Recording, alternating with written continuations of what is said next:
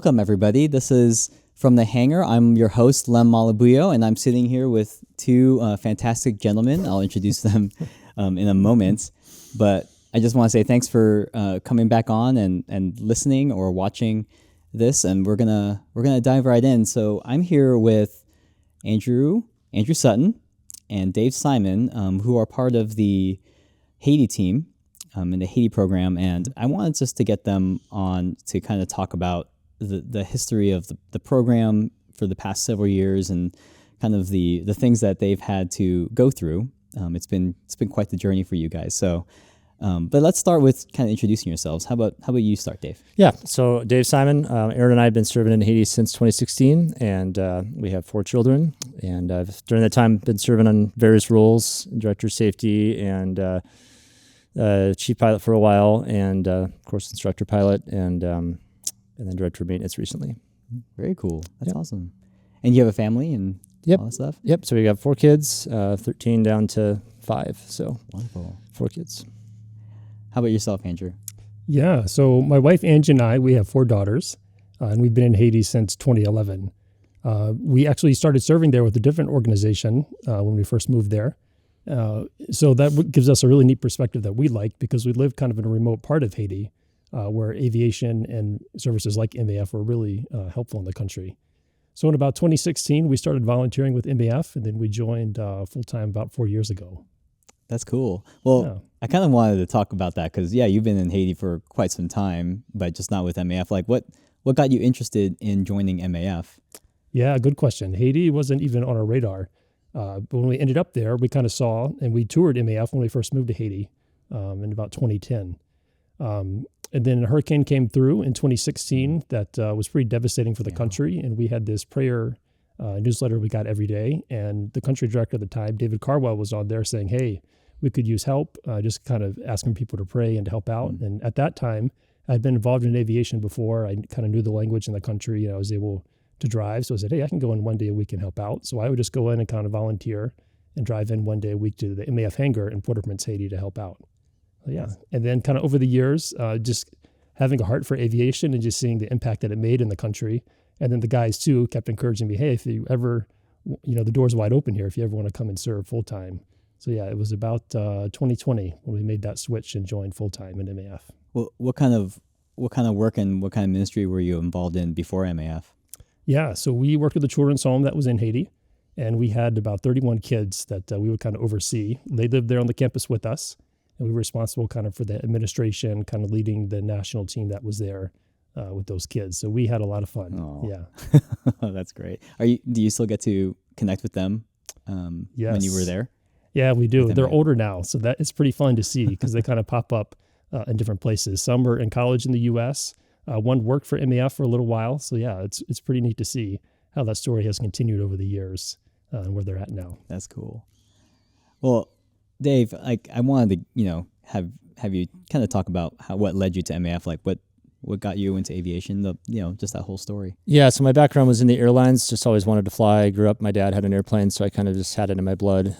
Cousins and uncles flew as well for the airlines. And so I went to college out in North Dakota. That's where I met Aaron.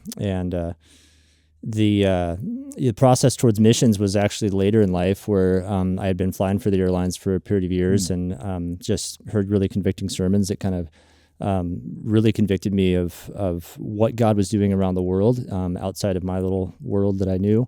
And the more that I experienced of that world, it was a lot like aviation, where you just get the bug and you just kind of see God's activity and the way he works in people's lives. Right. And I just kept getting more and more of those invitations.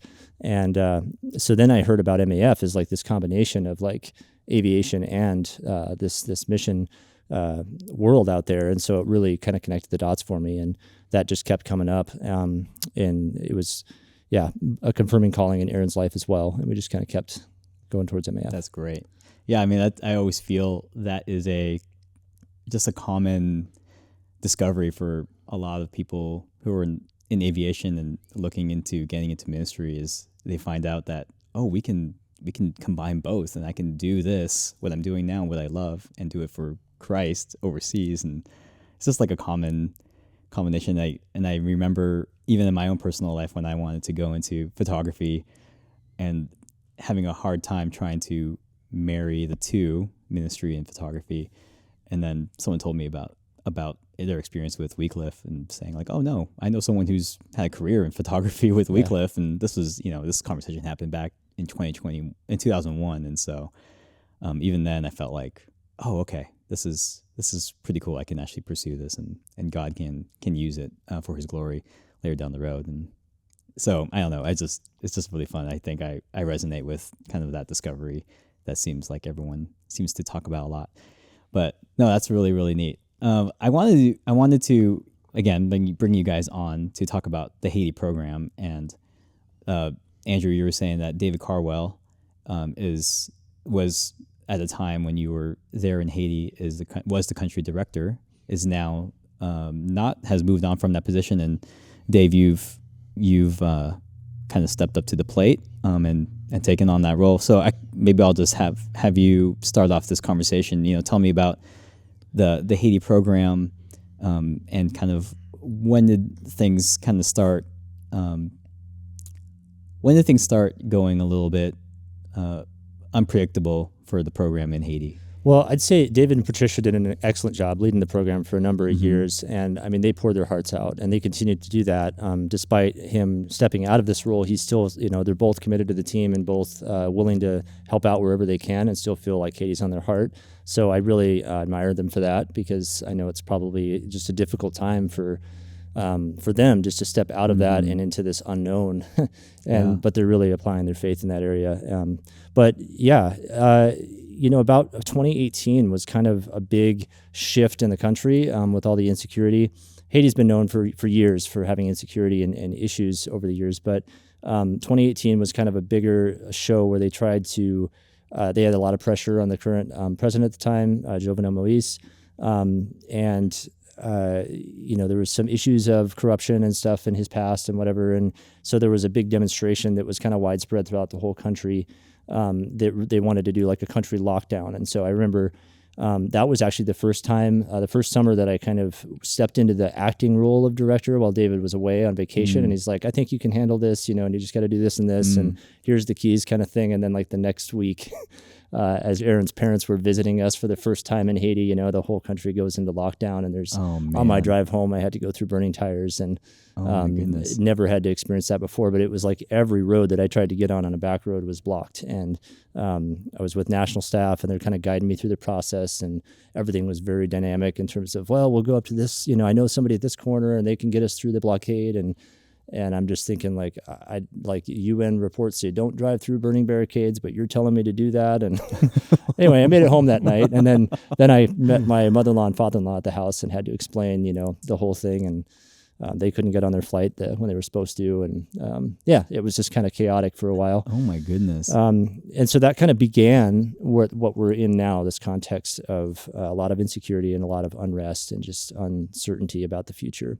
And I don't know if you want to speak to kind of what happened after that was just the assassination of Jovenel Moise. And that was probably the next major event, I would think. Yeah, so there were a couple of kind of milestones that it felt like 2018, it kind of started this gradual cycle of heading downhill. And I remember in Easter of 2021, we kept hearing about kidnappings kind of around the city.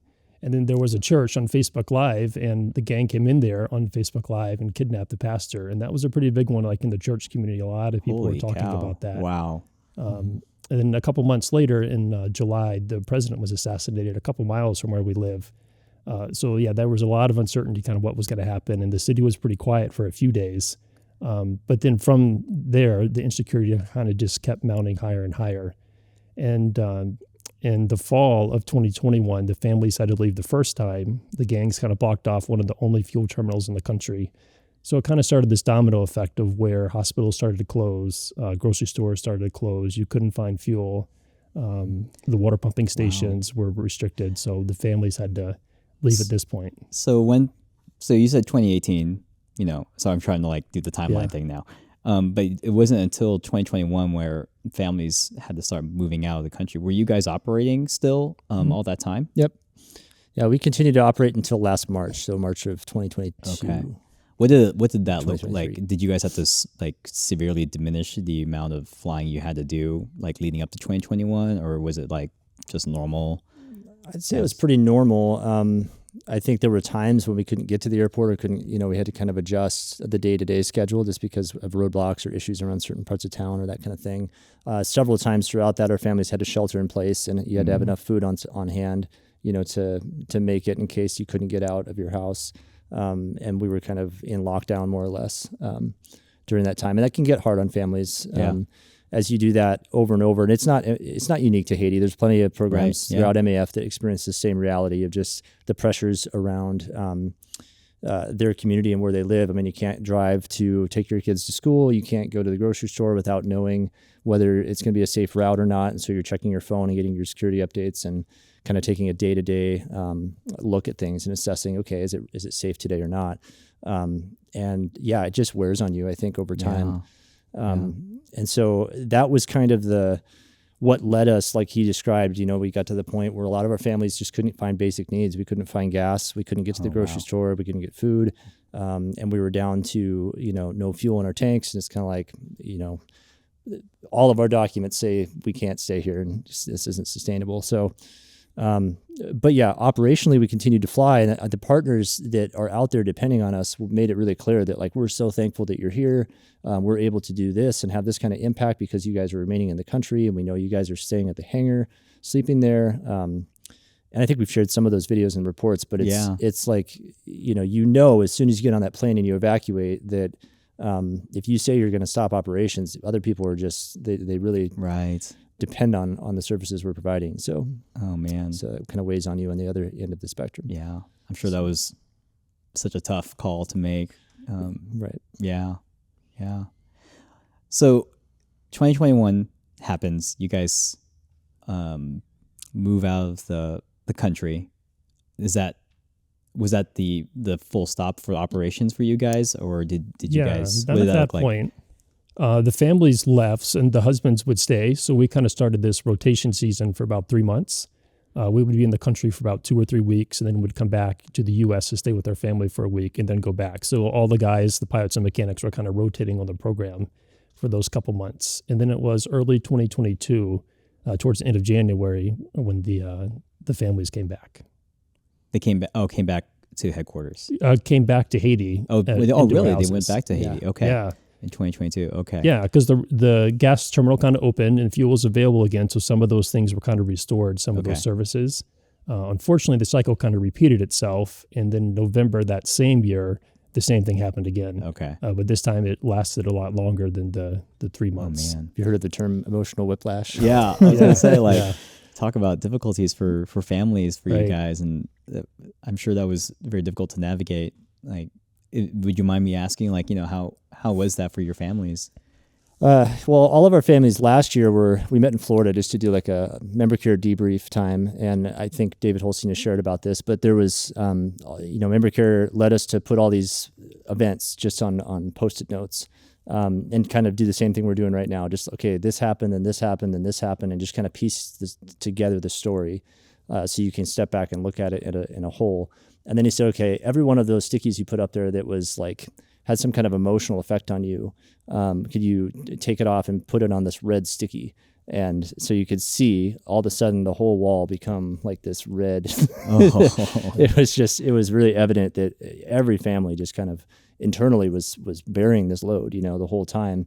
Like I talked about, emotional whiplash and just the effect it had on our kids' education, and just doing life in a foreign place is challenging enough. But when you're coming in and out and all of this complexity with husbands rotating and families staying behind and living in a displaced kind of place, some of those families had to move while they were in the States to different places because the housing wasn't available. And it's just all those basic things that you need to figure out for your family. Get really complex. Yeah. How about yourself, Andrew? Anything to input on that? Yeah, so it was a difficult time for the families. I mean, everybody wanted to be in Haiti, but just the situation there just kept going downhill. I mean, the kidnappings were increasing, and there was just a lot of stress kind of with the daily life. And I think during that second period of rotations, the second year, it kind of came clear, really, nobody was thriving. We were kind of just trying to survive that season. And I think it came clear that this wouldn't last forever. We were going to have to do something to kind of change. So that's kind of what eventually led to the operational stop and not flying anymore, because we really wanted to be there long term. And we realized if we kept at this, how we were at the moment, that it wasn't going to last very long. Yeah. I mean, I kind of jumped the gun a little bit about you guys having to move back to headquarters for oh man, like was it like a year or? June was when we first moved back here. Some families moved a little bit before that. I think it was maybe January for some and March for others, and then the most of us came in June. But that was such a blessing. I mean, my heart goes out to everybody here at headquarters. I know Barb and I've had several conversations about this where I feel the burden of our whole program just invading. It's almost like we wanted to paint the bricks red and blue, and just make it Haiti. But it was so unifying for our team, and such a having that sense of community again, where our kids were like back with their friends, and like just, instead of our little, like some families were over in New York and Indiana and all the places of the country, and now we're all in one place and we're working together and engaged together in this planning. And that was just a huge, huge blessing to our team. So one of the things, I don't know if everyone understands like the kind of the layout here at headquarters. I mean, there is the hangar, obviously, that we're sitting in. There's another hangar that we have, and then we have like an administration building. But then also on the campus, we have like a bunch of apartments and a basketball court, and basically a campus where families can come, essentially to come back and debrief, and they can stay in the place and kind of live life while they do that, and then move to their state where they're originally from to do deputation or other things, visit for holidays or whatever. But when you guys came, it was really, like you said, like it was all hands on deck to find housing for you. But it was really cool to be able to accommodate a team like that because of the facilities that we had on campus. And so just to give you guys a little bit of context, like it was really neat for the past 10, 12 months to see a bunch of kids kind of like on a daily basis running around and doing all sorts of activities together and having that community from the Haiti team be out here. So that was just really neat. But and it hasn't gone unnoticed that some people have had to stay off campus or come up with creative solutions for that. So I'm really thankful for that sacrifice because it meant a lot to our team. So I mean, you call it the blessing, which it is. Was there kind of like a sense of relief when that decision was made? Was there a sense of relief from the families? Like, okay, there's like a plan. Like it's heartbreaking because you guys do want to be in Haiti, but the reality is that like we have to take care of our families too, and this might be the best solution for the time being. Was that kind of a relief for some of the families to come back and have like a permanent place to stay, and not have to worry about, okay, well, we only have this housing for a month or two. We need to find something else, or we might be in Haiti 2 months from now, but we may not at the same time. And just speak into that a little bit. You want to go first?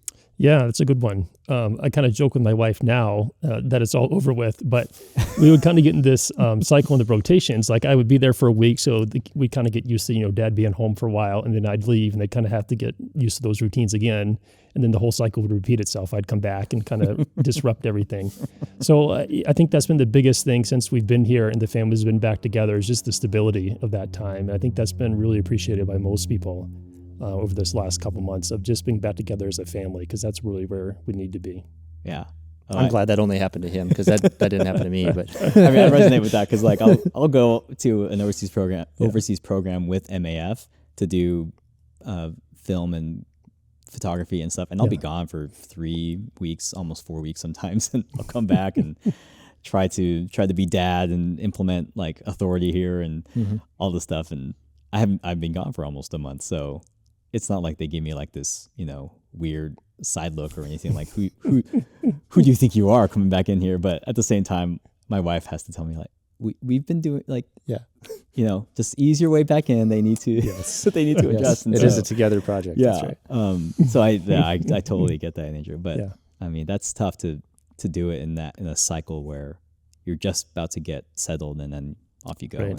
But to your point, I mean, that's the thing. Families are meant to be together, and teams are meant to be together. Same concept. And so our team definitely misses Haiti. We just want to get back into the country and be back with our friends and brothers and sisters in Christ, and continuing to just engage in the ministry we're called to do. And so there's a sense in which that ministry doesn't have to wait until later, but also we're displaced from our calling, right? to a sense. So I've been equating a lot of this to kind of like we're wandering around in the wilderness. There's a lot of themes that kind of resonate with me on that. And I don't know if you've ever been in a corn maze, but there's some similarities where you're wandering around, and sometimes you get the signpost that kind of says, you know, if you get this answer right on the question, you're going to go in the right direction. And that's kind of the way it is. You wander in a direction for a while, and then you get this act of grace by God where he says, hey, I think you should go this way and pursue this. And then you have to put your faith in that as well and step into that and say, this seems like what God is telling us to do at this point. And we walk in that direction for a while, and then he gives us another breadcrumb to kind of follow. And that's honestly been sort of the path that our team has been on since we left the country. But it's exciting that way. You know, it's like an application of faith, just like Abram, like setting out to the country he didn't know. Yeah. So that's a really great analogy. That's really cool. Thanks, Dave. I'll just say too that hanging out with your guys' kids throughout the past year has been really fun. Like volunteering with Forge Harbor and doing some of the kids' activities. Like we went to the roller rink one time, and I think I was racing your oldest son. What's his name again? It's Are you talking about Sammy? Sammy. Oh, it was yours. Yeah. Okay, it was your son. I was like, okay, whose son is it? But yeah, he can skate pretty well. Skate. He can hold his own. Yeah. That guy's fast. Yeah. And so he's got the hair for it too. Yeah. Yeah, it's true. It's just blowing in the wind. Anyway, but it's just been a real joy to hang out in that capacity with the Haiti team, just like being with the kids and yeah, kind of contributing to the community there in that way. So, but we're kind of like, we kind of went through all that, and now we're kind of like in present time. What's the next steps for Haiti? Or I'm sorry, the next steps for the Haiti program or the Haiti team, not necessarily. Yeah, Can you speak on the country of Haiti, please? Great question. Yeah, it's a great question. I'd say right now, just to catch up where we're at in the process. I mean, we've been here since June as a team, kind of planning and organizing. What does Haiti look like when we go back, and what is going to change? What's going to remain the same? You know, what things do we need to be mindful of? Like, why did God orchestrate this time and allow us this space now to step back and sort of reset in a lot of these areas? And there's been probably more discernment, I feel like, and engagement on our team than maybe any other team has had in MAF in the whole time. I don't know. I'm saying that kind of boldly, but I mean, I've only been in MAF a short time, but I feel like there was intentionality in this process to get each of our members of our team engaged in these different work groups where there was emphasis on housing, what's that going to look like, and regulatory issues and legal stuff. What do we need to change there? And you know, the situation is very dynamic with not just our team going back to the country and resuming things as we left off, but there's been regulatory pressures to become an airline, like an AOC holder. And that means sort of like the equivalent of a 135 here in the US. And we have to kind of shift some of the ways we've been doing things because of that. And there's, you know, we're going to move into a area of the country that we're not familiar with, and that involves land ownership, and we've been renting for years. Now we're going to own property, and so there's just building involved and development, and so all those things are things that take a lot of time to discern and work together as a group. And I feel like MAF has done an amazing job allowing our team the space to really engage and participate in that process, and give voice into it in a really special way. So I'm really thankful for that. Yeah. So yeah, there's been a lot of questions with moving back, and I think it's in the big picture trying to find a way where the team can get back and be healthy there in the country for a long-term solution instead of just let's get back kind of how it was and as quick as we can. So yeah, I think there's been a lot of good thought in how we can do this really well. Yeah. So, I mean, we're recording this. It's February 13, right? Yeah. What I know you guys are so like there is an actual like plan, right, to be back. What does that look like for you guys? 2 weeks from today, actually, we'll be flying back to Haiti. So yeah, the goal is to move back there, the first two families to go back, and then kind of help lead the way for the rest of the families coming maybe later in the summer and the fall. There's a piece of property that's about 16 acres where we're all going to move in there together. So yeah, we're kind of looking forward to that and the time we've had here together as families. And then being able to move back to Haiti at the same spot, I think that'll be a really nice thing. That's cool. Yeah. Oh man, I can only imagine you guys are all just like super stoked to get back in there. Yes. Yeah, and it's challenging. I mean, the logistics of this is not easy. The Yeah. country's continuing to deteriorate. There's insecurity all over the place in the capital where we used to live. And so how do you move out of these houses that are already deemed unsafe for our families Yeah. and go back into them, sort of knowing that you're going into harm's way and you have to like get all this packing done. You know, usually my wife does a lot of the packing inside. I do the stuff outside, and then we kind of rendezvous in the middle. And this time it was like we made the decision that it was a little too unsafe for wives and children to go back and do that. So it's kind of all on us to go into each of our houses and pack up. And so that's what we did in December. Now all of those belongings that were put into totes are now down closer to the airport. And when I go down tomorrow back to Haiti, and then next week I'm going to spend my time with Missionary Flights International, which is a operator that has a DC-3, and we're going to be doing about 4 flights to get all of those belongings up to the new location. And so it's just, you know, there was a lot of moving from our national staff involved with that, and just a team that came together and just, how do we solve this problem? How do we work together on those kind of solutions? And part of me just like wants to continually remind myself the ministry doesn't begin when we do the first flight. You know, like we're doing all of this right now and engaging in this stuff together and really discerning and applying our faith in real tangible ways through the process. So it's a good mindset to keep in mind. Yeah. I didn't even think about the fact that you had to go back into your old homes just to pack them all up. And what does that look like from a safety perspective? I'm glad that all went down well enough. Yeah, I mean, one of the things was getting our cars up to the new location too. And I'd never done this before, but there's a transport company that has a flatbed truck, and they just like show up at your house. You put the car on there, and then you don't have to do the wear and tear of the vehicle itself driving up. But I had to push the button on that and be like, yeah, we're going to take the risk because there's no insurance company that would insure that kind of thing. And you just pay the company and hope it works out. They go through the gang territory and pay the gangs as they go through. And it showed up. All 3 cars made it. So praise God for that. Wow. Oh, man. Well, what about the partners that you guys were working with out there? Like, how are they doing? Like, did a lot of them have to move out as well and shut down operations for a time, or what is that?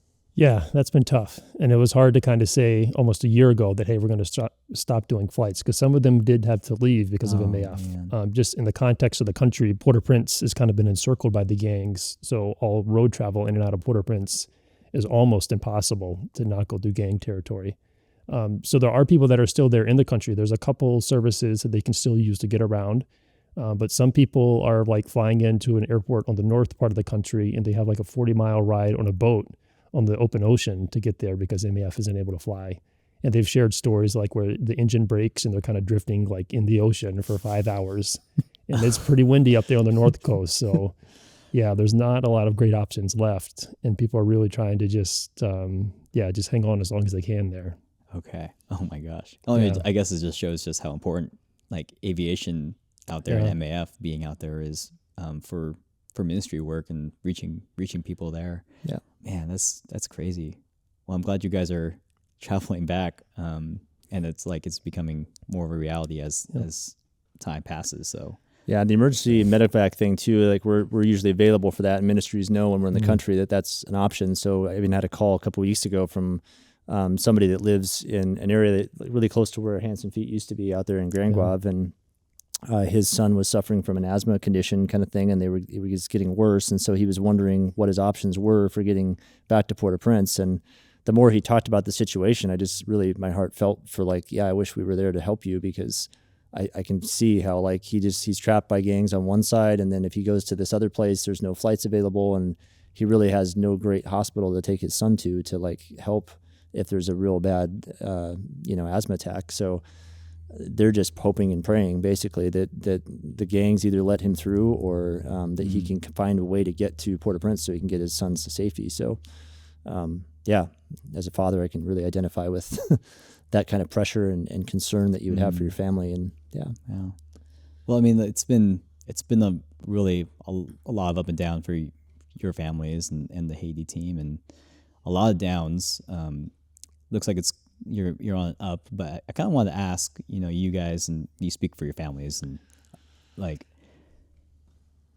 what kept you guys going to stay vigilant through all this in order to come to a point where you can move back into Haiti and begin flying again in the near future? I think for us, it's just the overarching thing of like God's called us to this people, and Haiti's one of the poorest countries in our hemisphere, and the suffering that we're experiencing on our team right now and what we've been through is honestly just a little bit of a window into the reality that they face all the time. Yeah.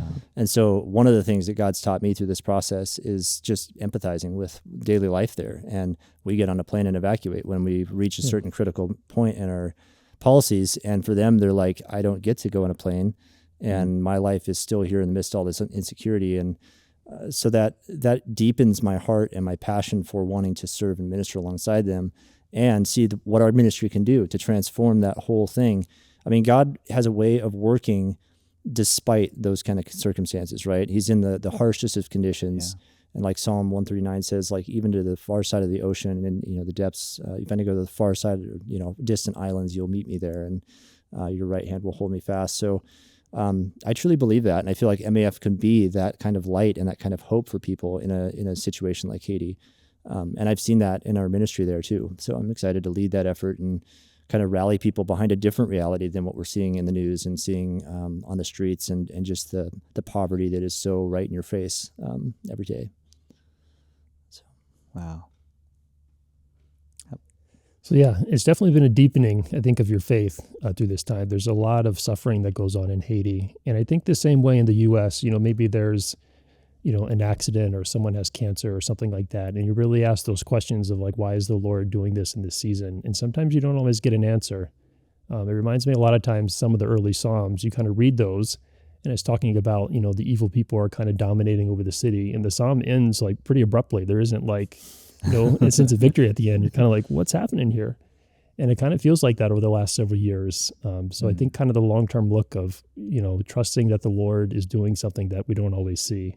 And I think for me personally, just finding those pockets of hope, the kids that we had worked with before, even seeing during that time when things are really difficult, but there are areas of light and hope in the country. And I think finding those stories and kind of sharing those, that keeps you going, kind of getting on a personal level with people, because the numbers are overwhelming when you look at the big picture of the country and what's happening there. It's when you really get to know people closely. And the Haitians, they suffer so much through all of this, but they're really resilient, and they have a hope that, it's pretty deep. Yeah. Man, thank God for guiding you guys to this program, because it sounds like you guys are kind of the, it's like the right people for the job is kind of what I want to say, but only because kind of God has like fueled you into those, and a passion into those ministries. So that's really, really neat. I do want to do, before we close, do like some rapid fire questions, but before we do that, I kind of wanted to see if there was anything else you guys wanted to speak on, and kind of like open the floor up to whatever you guys wanted to talk about. I'd say just seeing how God's moved through this. I mean, it's not like it's all been heartache and difficulty. I mean, that definitely has been true, and it's been a hard road, a hard season for our team. He has protected us throughout this whole time. There have been some of our national staff that unfortunately passed away for personal reasons and just health concerns, but and that hit the team pretty hard. But God has protected all of us despite the obvious insecurity. And I mentioned the empathy thing. I mean, that to me personally has grown my faith and grown my love for the Haitian people, and just the reality of what they're facing every day has, I think, given me more resolve to continue and pursue the path He has for us. And I am just kind of excited about this season up ahead, because I feel like this time that we've been given to kind of step back and reset and discern more carefully what does God have in store for us here? What is the next step that He wants us to take? And there might be a reason behind all this that we can't even completely see right now, that is going to accomplish His purposes in these years to come. And I really believe that. I think that there has been a greater effort on this time and this season for our team to really step back and discern that kind of thing. And I do feel like we're going to be going, as we go with the Lord in this, that we're going to see real, tangible, fruitful ministry in these years to come. So, man, that's awesome hope. I love it. That's great. Yeah, it's been good to see the local church at work in Haiti, because I think nothing can compare with the local church if it's working well and kind of meeting the needs of the people there. And even seeing during the times when, like I mentioned, the kidnapping that happened in church, people still came because there's a hunger there to grow, and seeing them come alongside of each other and support one another.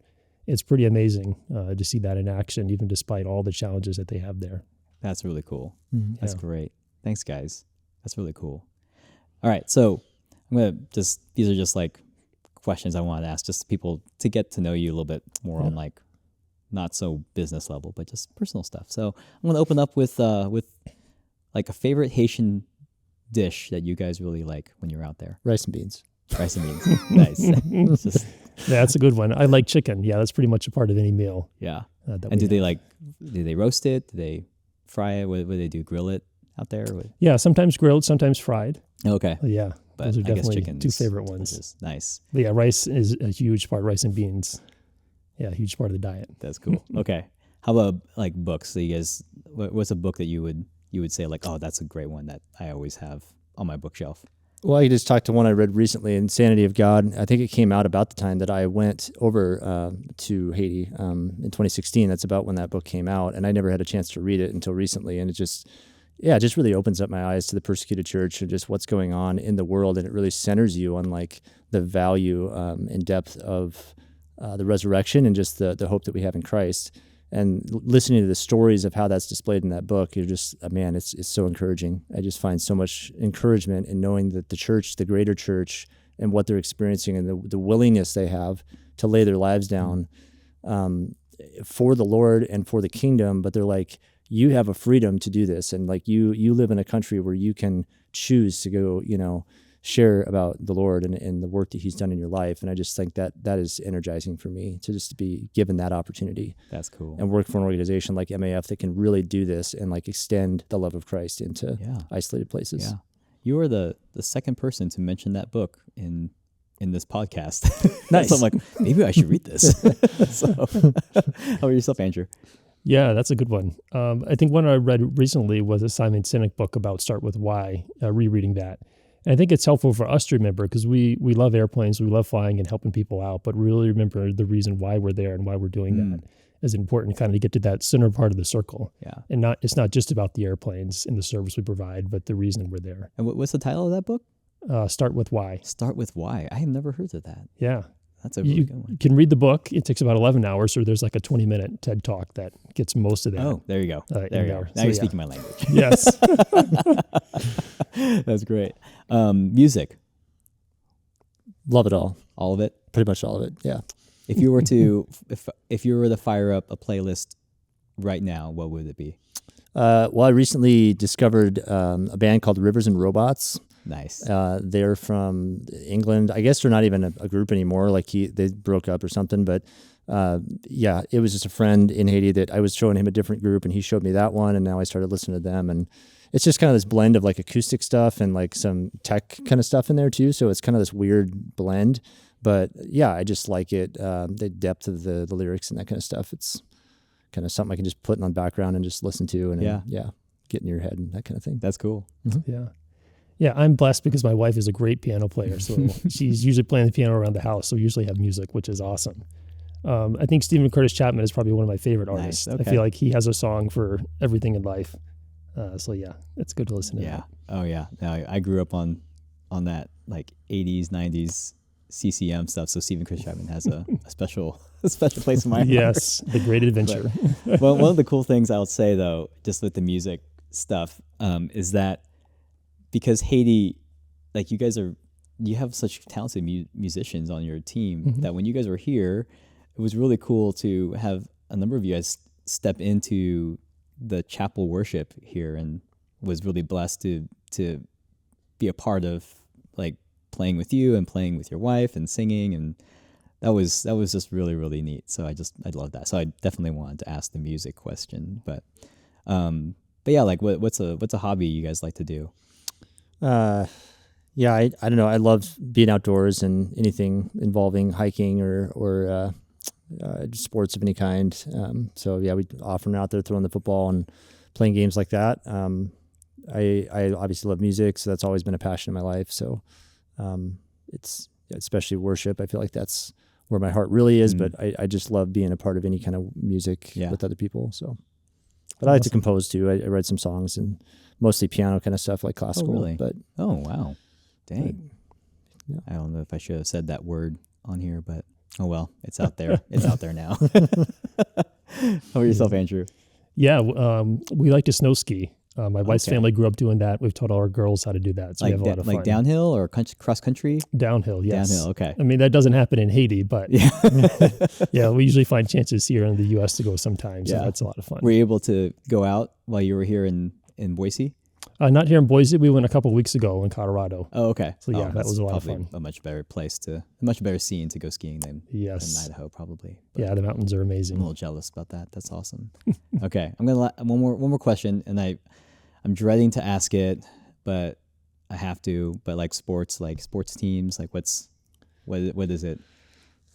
Well, the Chiefs just won the Super Bowl. I don't know if you heard that, if you checked on their phone lately, but was one of the most televised events of the world has known. So, you said you were a 49ers fan, were you? Yeah, it's true. It's true. It's a bummer to lose to Taylor Swift in the Super Bowl. Yeah, she was really the key to their success, I think. So there are conspiracy theories about that. So should I be like one of those stubborn, bratty Niner fans and just hold to that, or should I be one of those that actually concedes the fact that the Chiefs are a better team than the Niners? They were this year. Every year is different, so no, they won't always be in the confetti. I feel like every year is the same, and I feel like the Chiefs are the better team. It's just can't count them out at this point. Yeah, it's awful. It's awful. Anyway, it was a good game. It was a good game. I'll keep praying for you. Yeah. Yeah. Why did I ask that question? Do you have are you into sports or anything like that, Andrew? Hardly. Yeah, I watched like one American football game a year, and probably the Super Bowl was it. Yeah. So yeah. Yeah. I'm sorry that you were a Niner fan for yesterday and had your heart broken 2 days ago, I guess, at this point. No, I'm just kidding. But yeah, thanks guys for coming on here and talking about it. I think just with the threshold being there, you guys are about to cross back into being back into Haiti. I thought it was really timely to get you guys on here, and you're still here. And it's been such a blast to have you around and walking past you guys in the office and seeing you guys and talking. And yeah, so this is kind of like my way of saying, like, bidding you guys farewell. Although I'm still trying to get myself out to Haiti myself to do some video and photography work. So maybe sometime in the future that will happen. Absolutely. Yeah. Yeah. And I'm really thankful for this opportunity, because I think a lot of people know this planning is going on, but they don't really know what's really going on. Yeah. So just having the opportunity to share and give everybody an update. And I ask you to pray. I mean, there's still some really big unknowns ahead of us. We're going back and we're engaging in all this stuff to rebuild and everything, but there's challenges with the government, challenges with the process, with getting the AOC I discussed, and just all of the many things that we just realize we don't have a lever to control this. We just have to pray more. And so I invite you into that, just to engage with us in prayer. And as our team goes back and kind of says, yes, I'm willing to go. And, do not fear. Like he tells Joshua, we're just going back into the land that he's showing us and trusting that he's going to open up the big doors for us. Yeah. So, yeah, definitely. We'll be praying for you for sure. But yeah, and if you guys have any comments or want to send any encouragement, you can always do that in the comment section on the video, or you can email us. Email us. What's the email address? I don't know. Well, who do you want them to email? Yeah, I just realized. You know what to do. You can do it. It's on SharePoint. If you go to SharePoint, there's a link for it there. I think I said you know what to do in the last episode too. I probably should I should probably practice a closing. Yeah. This is just me being very candid on the podcast right now. It's just not professional at all. But, it's okay. But definitely if you like this podcast, definitely hit the like button. Make sure to subscribe, either on YouTube or any audio podcast platform that you guys listen to. We really do appreciate you guys watching this, and we'll see you next time. But Dave, Andrew, thanks again for being on here. Thank you. All right, guys, we'll see you next time. All right.